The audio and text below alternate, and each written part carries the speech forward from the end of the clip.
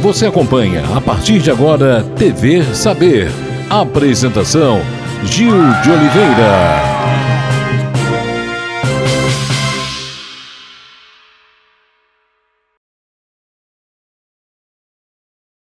Um forte abraço a você, telespectador amigo da TV Cidade, TV Saber no Ar.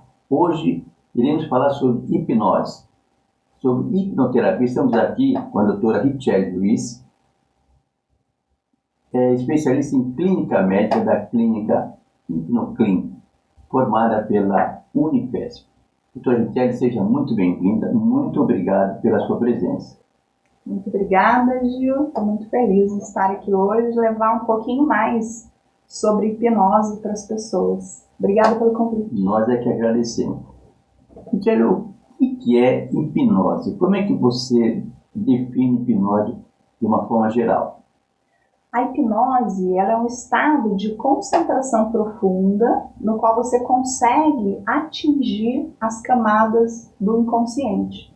Então, através do processo de hipnose, do transe hipnótico, é possível acessar as camadas mais profundas, neuronais, né, de processamento neurobiológico. E a hipnose, ela entra nessa parte da mente inconsciente, acessa registros do passado, da pessoa, do paciente. Então, atinge o inconsciente da pessoa. Atinge o inconsciente. Independente de uma época específica? Sim, ela sempre vai para o passado. Existem sessões de hipnose em que o paciente ele acaba indo até para a vida intrauterina. Então, ela leva para sensações ali do útero, ou uma lembrança de quando a pessoa era um bebê ainda, ou então adolescente. Qualquer momento do passado, a hipnose pode levar a pessoa até essa lembrança, até esse momento. É como diz, né, o mal do século, a depressão e a ansiedade. Richelle, de que forma a hipnose pode tratar a depressão e a ansiedade de uma pessoa? A hipnose, ela vai justamente acessar esses registros e a gente diz que ela vai na raiz do problema. Então, aconteceu algum problema ali na infância, na adolescência, ou algum momento no passado daquele paciente, a hipnose vai acessar aquela lembrança que está ali armazenada, né, num setor de dor na memória do paciente, na memória inconsciente, que pode ter lembrança ou não desse fato que aconteceu. E aí, acessando a raiz do problema, você vai entender também quais são os gatilhos que podem ocasionar aquela crise de ansiedade. A ansiedade e a depressão andam de mãos dadas, né, junto com outras fobias e outras patologias emocionais. E acessar a raiz desses problemas psicoemocionais faz com que grande parte da cura também seja efetuada, porque o autoconhecimento, né, quando você sabe o que aconteceu, qual que é o gatilho, fica muito mais fácil a cura. Agora, a depressão e a ansiedade ela é causada por diversos fatores, não é isso? Diversos fatores. Existem fatores que são só neuroquímicos mesmo, fatores fisiológicos.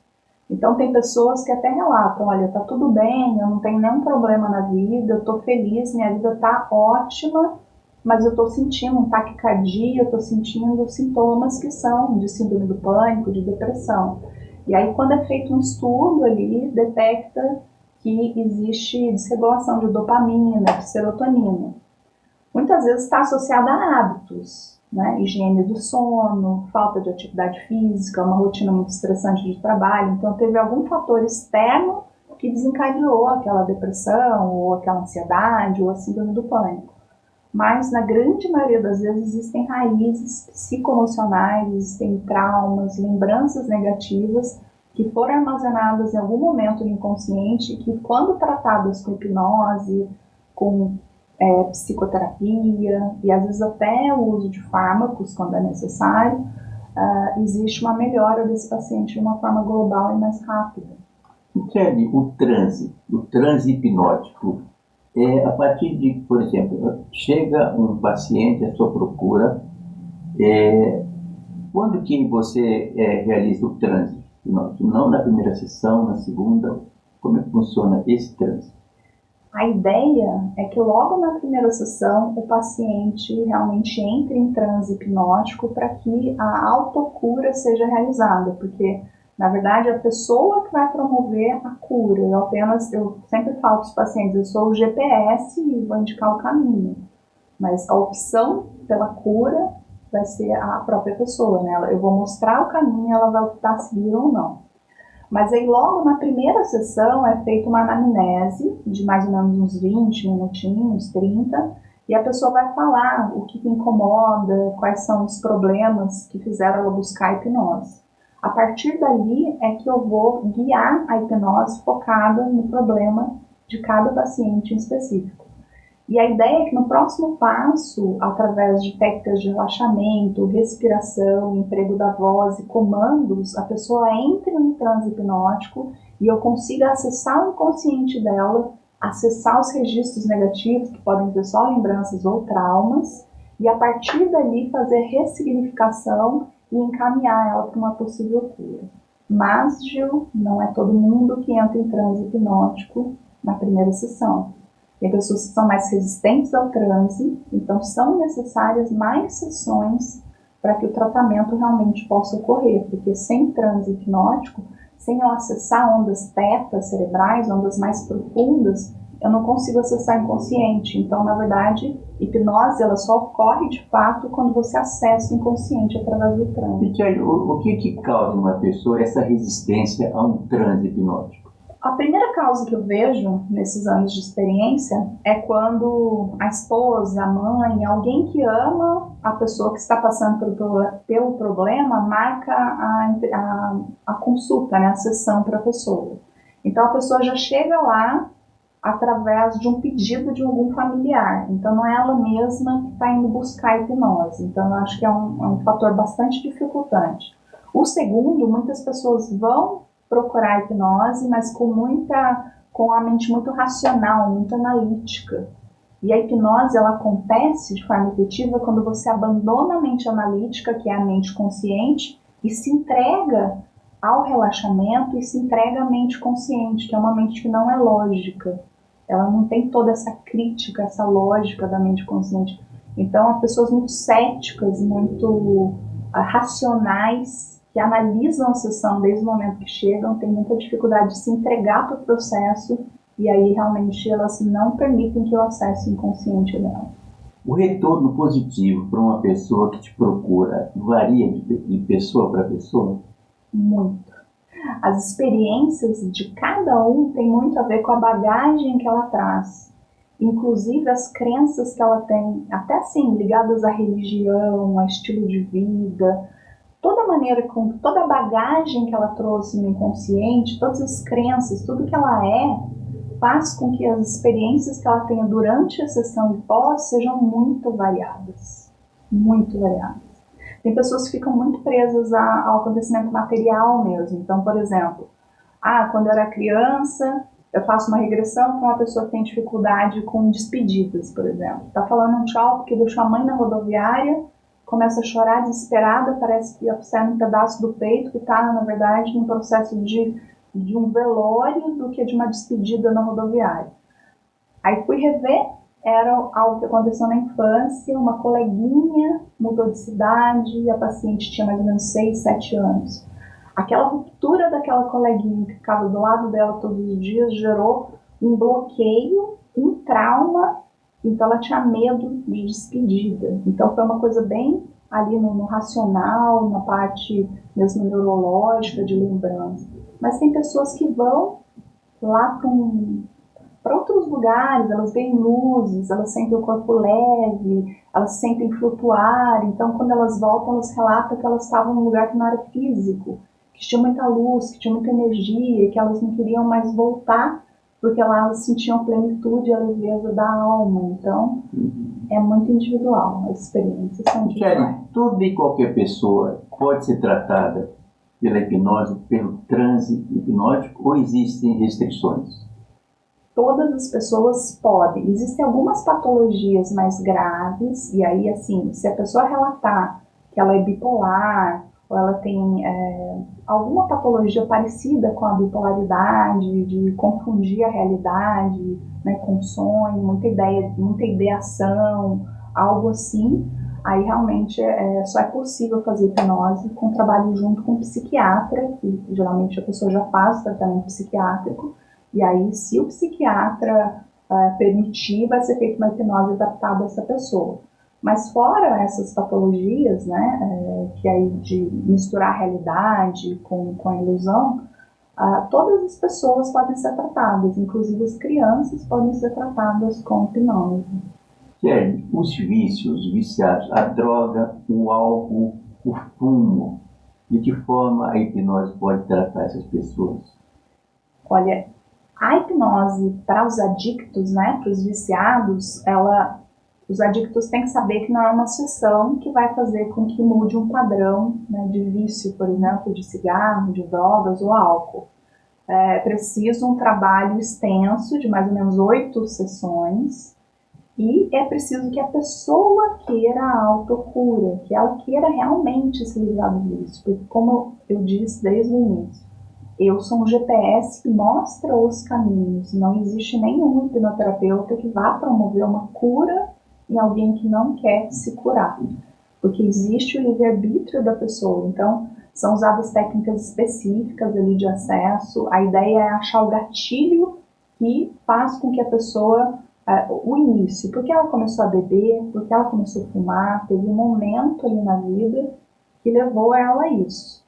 E a partir dali, construir uma memória positiva e dar comandos para o inconsciente dela, de positividade, que ela não precisa do cigarro, e a gente vai caminhando por esse lado. A gente troca o vício, né, a gavetinha do vício, por outras coisas positivas, mas junto com mudanças de hábito, o paciente vai ter que mudar todo o mecanismo dele de funcionamento, de balanço de serotonina, de outros neurotransmissores, fazer atividade física, ele vai ter que encontrar um hobby, ele vai ter que ter válvulas de escape para fugir da pressão que faz com que ele beba, use drogas ou fume. Porque, na verdade, o recurso de usar qualquer que seja drogas lícitas ou ilícitas é para tampar alguma dor, algum buraco existencial. Ou é medo, ou é solidão, ou é ansiedade. Na verdade, as drogas são uma muleta que a pessoa se apoia para tampar um vazio ali existencial de alguma origem, né, de alguma natureza. Então, é fundamental que a pessoa que te procura, ela tem que ter dentro dela o desejo de uma cura. Por exemplo, um jovem que está viciado em drogas ou na bebida, não adianta a família empurrar se ele não estiver querendo, então não tem muito sucesso numa situação desse caso. Olha, até quando é jovem, né, a gente vai acessando o inconsciente, e o jovem e a criança, eles têm uma facilidade de permitir esse acesso à mente inconsciente. Eu já atendi jovens com 16 anos que eles tinham uma entrega de criança quando eu tentei acessar durante o atendimento, a mente inconsciente desse jovem, existia uma abertura, porque existia um espaço infantil da mente, e eu consegui ajudar alguns jovens que tinham esse problema de droga. Isso vai ser muito de pessoa para pessoa, mas o que eu observo é que quando a própria pessoa procura o atendimento, as chances de sucesso são maiores. Mas isso não quer dizer que um adolescente que me procure e que deixe eu acessar o consciente dele, que me permita, tenha melhoras depois. Porque, por exemplo, a criança geralmente é os pais que levam, né? Não tem como a criança, né? 100% das vezes são os pais que levam. E a criança, a gente tem resultados maravilhosos com a hipnose. Mas por quê? Porque a criança, ela se abre ao imaginário, ela isola a mente criativa, a mente cognitiva, essa mente mais racional dela, ela consegue deixar essa mente de lado. Eu entro no mundo da criança, da criatividade, da ilusão, acesso o inconsciente dessas crianças e tem resultados maravilhosos com crianças especialmente abaixo de 10 anos.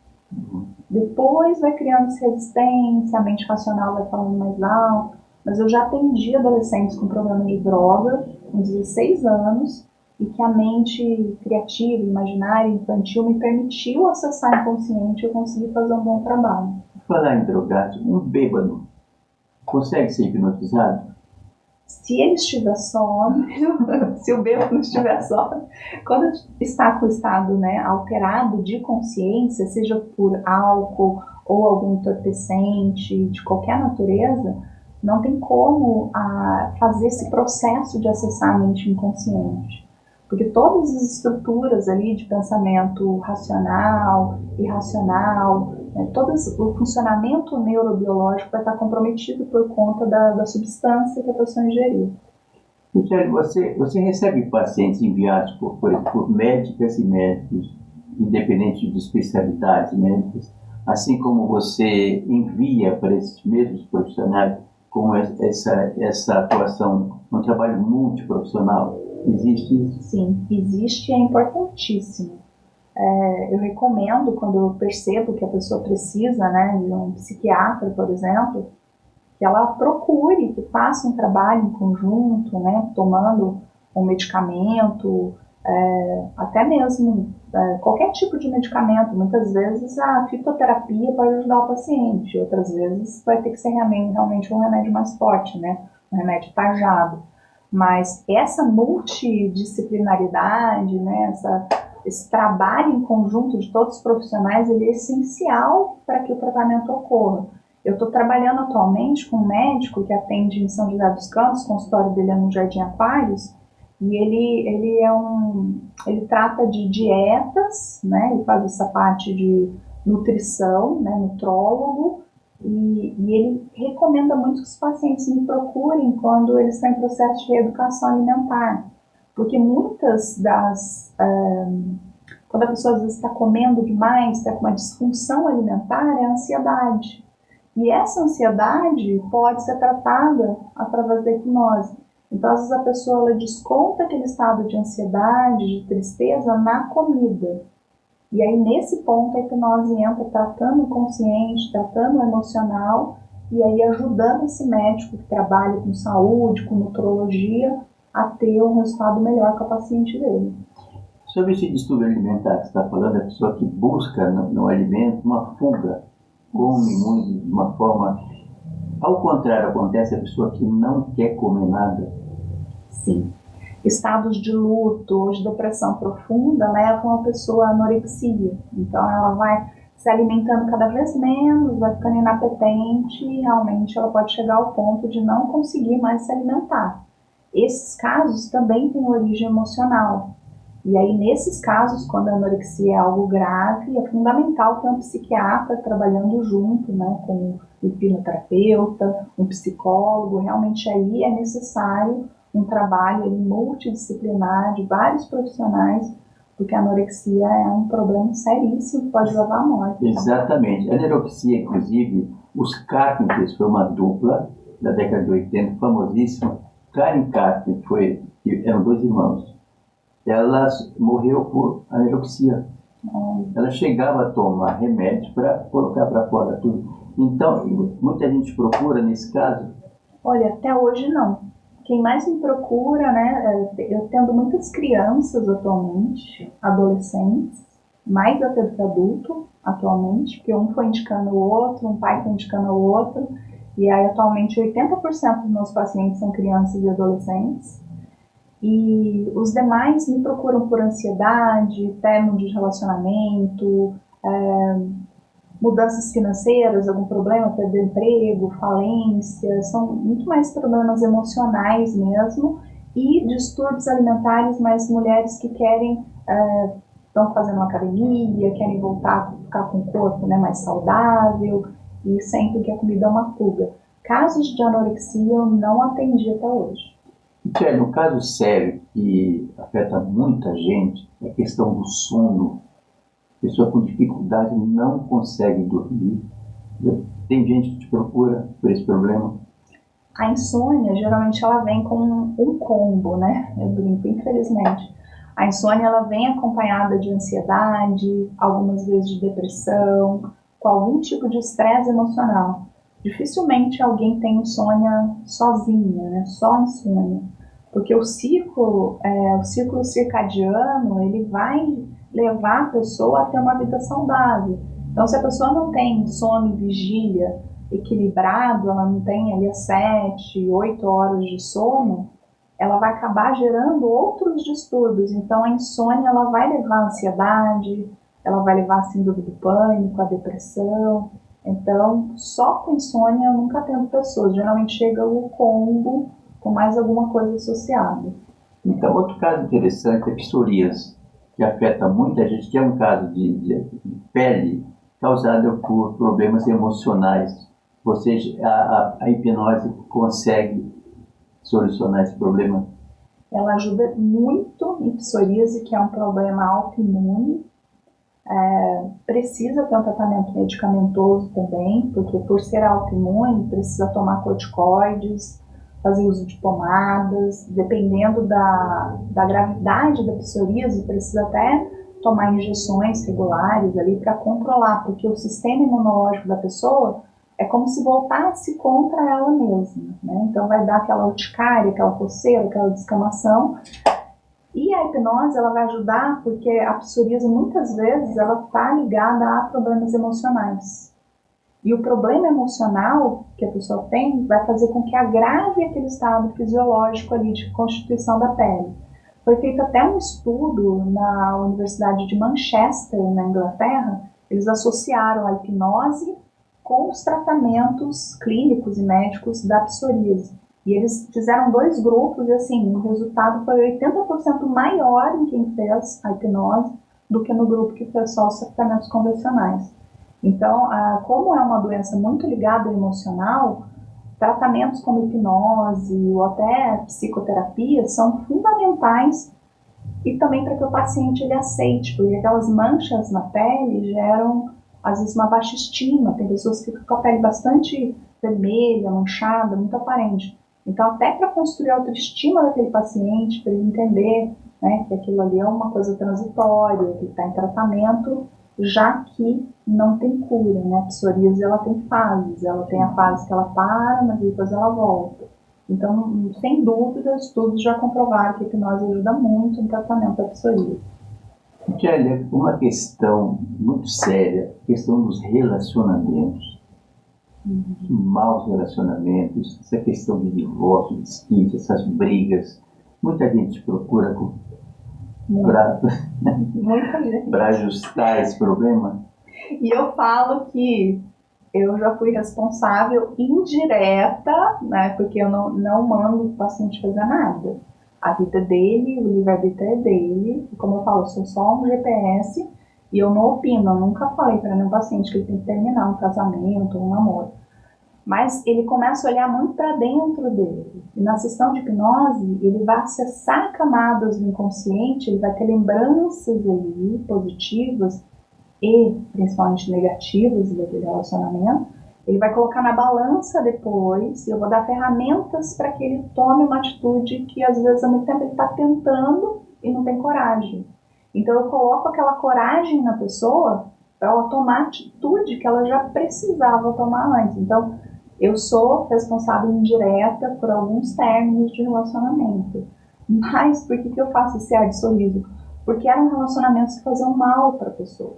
Então a pessoa vai me procurar às vezes com mais sérios casos, assim, né? Casos sérios de abuso emocional, às vezes até agressão física. Então, assim, existe realmente ali durante a sessão, o paciente ele desabafa, ele acessa o inconsciente e ele toma coragem de tomar uma atitude que às vezes ele já tinha que ter tomado há muito tempo na vida. Então, por isso eu digo que eu acabei sendo responsável indireto por muitos términos. E, Tiago, um caso interessante que você falou no início, a bipolaridade. Daquela pessoa que hoje realmente está no paz e amor, amanhã está com uma metralhadora na mão. A hipnose consegue amenizar essa situação? Se a causa raiz, né, dessa bipolaridade for algum trauma de infância, então em algum momento, algum trauma de infância desencadeou esse estado de bipolaridade.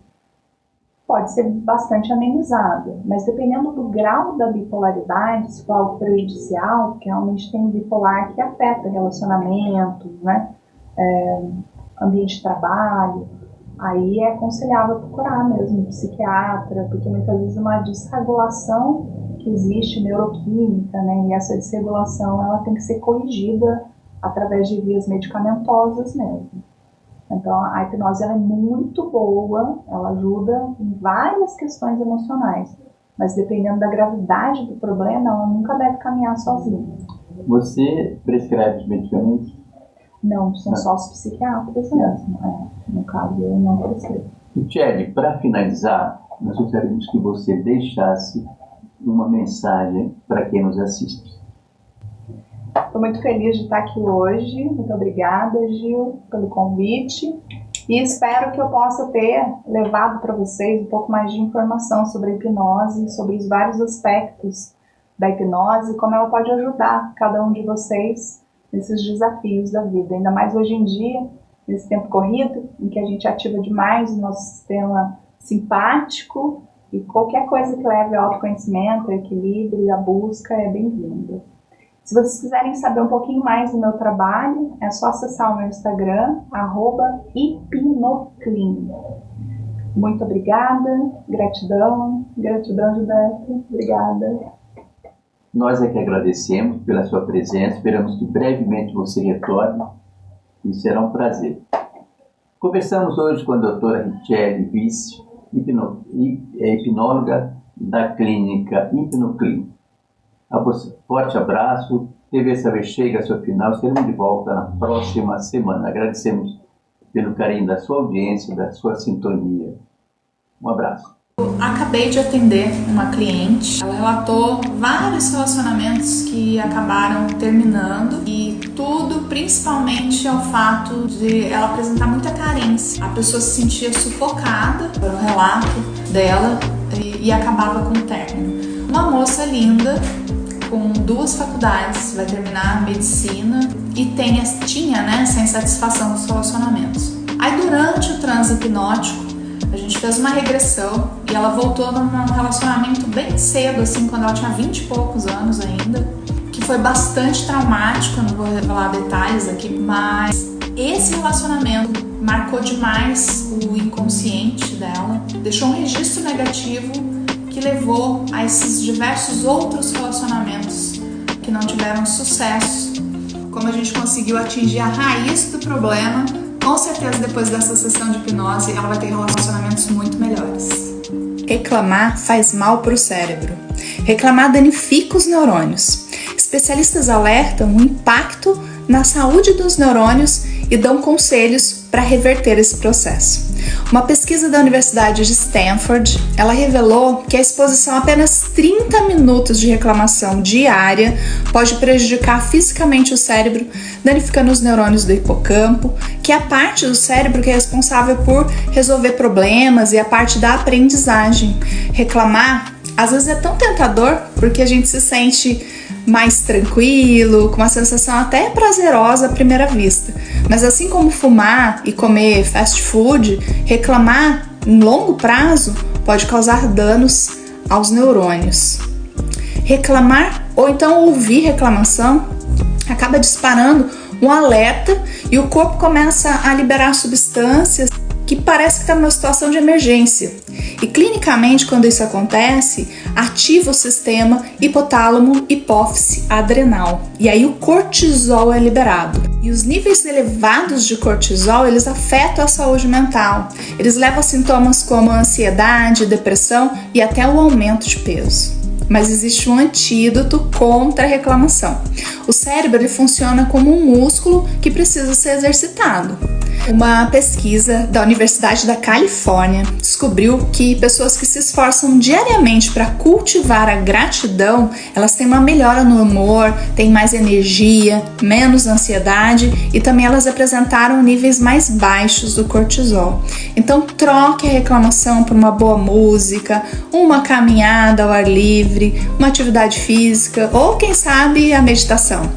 E se tiver algum reclamador aí por perto, ajude-o a perder esse mau hábito.